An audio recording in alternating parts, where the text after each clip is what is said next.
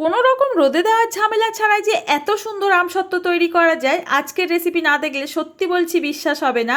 শুধুমাত্র একটা উপকরণ যদি ঘরে থাকে, মাত্র কয়েক মিনিটে কিন্তু আপনারা এই মোটা লেয়ারের আমসত্ত্ব তৈরি করে নিতে পারবেন। তাও আবার দোকানের মতো একদম পারফেক্ট আমসত্ত্ব খুব সহজেই তৈরি হয়ে যাবে।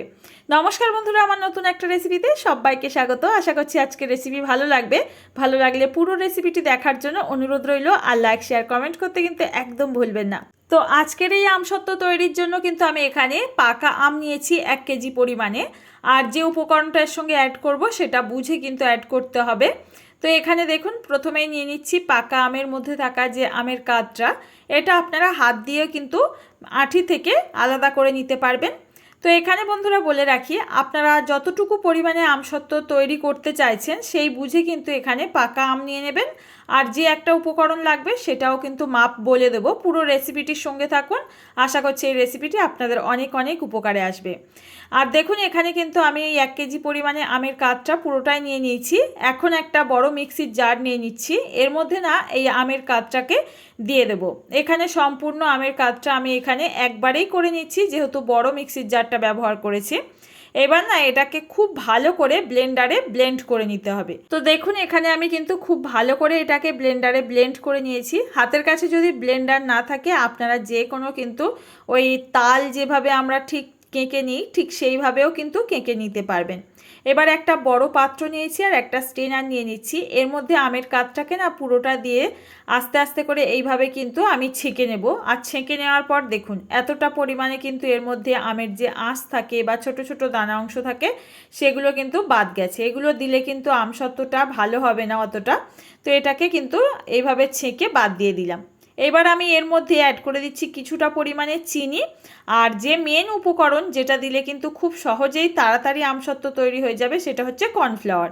তো এখানে ওই 1 কেজি আমের জন্য কিন্তু আমি 2 চামচ মানে 2 টেবিল স্পুন মতো এখানে কর্নফ্লাওয়ার ব্যবহার করেছি। এই দুটো উপকরণ কিন্তু আমের এই কাতটা যে আছে এর মধ্যে খুব ভালো করে প্রথমে আমরা মিশিয়ে নেব। তারপর কিন্তু আমরা গ্যাস ওভেনে এটাকে তৈরি করব। সত্যি বলছি, এই আমসত্ত্বটা তৈরি করার পর না আমিও অবাক হয়ে গেছি যে এত সুন্দর আমসত্ত্ব খুব সহজে কোনো রকম খাটুনি ছাড়াই কিন্তু তৈরি হয়ে যায়। তো দেখুন, এই দুটো উপকরণ কিন্তু আমের কাতের মধ্যে খুব ভালো করে মিশিয়ে নিয়েছি। এবার কিন্তু আমরা গ্যাস ওভেনটা অন করে দেব। তো এখন একটা বড় কড়াই আমি বসিয়ে দিয়েছি, একটু বড় মাপের নেবেন, যাতে এটা যখন আমরা ফোটাবো গায়ে ছিটে না লাগে, সেই বুঝে কিন্তু নিতে হবে। এবার না এটাকে দিয়ে আমি কিন্তু গ্যাস ওভেনটা অন করে দিয়ে অনবরত কিন্তু এইভাবে নাড়াচাড়া করে যাচ্ছি। যেহেতু এর মধ্যে কর্নফ্লাওয়ার দেওয়া আছে, খুব তাড়াতাড়ি কিন্তু এটা একেবারে ঘন হয়ে যাবে আর নিচের দিকটা না লেগে যেতে পারে। তো আমি বলবো একদম কনস্ট্যান্ট কিন্তু এইভাবে নাড়াচাড়া করে করে এটাকে জাল করে নিতে হবে। এর কালারটা যতক্ষণ না চেঞ্জ হয়ে যাচ্ছে আর এটা একদম ঘন জেলির মতো হয়ে যাচ্ছে, ততক্ষণ কিন্তু আমরা এইভাবে কন্টিনিউ কিন্তু নাড়াচাড়া করে যাব। সত্যি বলছি, এইভাবে একবার আমসত্ত্ব বানালে আর কিন্তু ওই রোদে দেওয়ার ঝামেলায় পড়তেই হবে না। তো দেখুন, এখানে কিন্তু আমি 5 থেকে 6 মিনিট মতো এইভাবে গ্যাসের ফ্লেমটা একদম হাইতে রেখে কনস্ট্যান্ট কিন্তু নাড়াচাড়া করে নিয়েছি। আর দেখুন, এখন কিন্তু আমসত্ত্বর জন্য এই যে আমের পিউরিটা একদম রেডি হয়ে গেছে, দেখতেই পাচ্ছেন। ঠিক যেভাবে রাখছি একটা খুন্তি দিয়ে, দেখুন ঠিক সেইভাবেই কিন্তু থাকছে। মানে এটা ঠান্ডা হলে কিন্তু পুরোপুরি কিন্তু আমাদের জমাট বেঁধে যাবে। তো এই পর্যায়ে আমি গ্যাস ওভেনটাকে কিন্তু অফ করে দেব। আর এই আমের যে পিউরিটা আছে এটাকে নিয়ে আমরা আমসত্ত্বর জন্য সেট করে নেব। তার জন্য এরকম একটা স্টিলের প্লেট নিয়ে নিয়েছি।